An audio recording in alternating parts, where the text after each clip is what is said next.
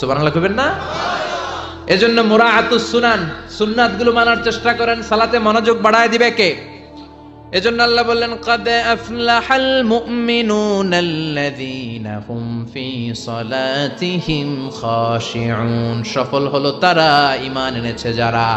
আর ঈমানদারের প্রথম বৈশিষ্ট্য আল্লাযীনা হুম ফি সালাতিহিম খাশিউন। নামাজের মধ্যে মুসল্লির অন্তরে ভয় থাকবে কার?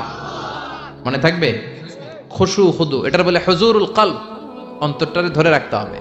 2 নম্বর আল্লাহ বললেন ওয়াল্লাযীনা হুম আনিল লাগবি মুরিদুন। মুমিন বান্দার 2 নম্বর গুণ, অনর্থক কাজ থেকে তারা দূরে থাকে। অনর্থক কোনো বিষয়ের দিকে মুমিন কখনো যায়? লাগবুন মানে অনর্থক বিষয়, মুরিদুন তারা মুখ ফিরিয়ে নেয়। অনর্থক কোনো কাজে মুমিন যায়? যেই কাজে সওয়াব নাই ওই কাজ মুমিন করে? যেই কাজে গুনাহ হয় ওই কাজে যাওয়া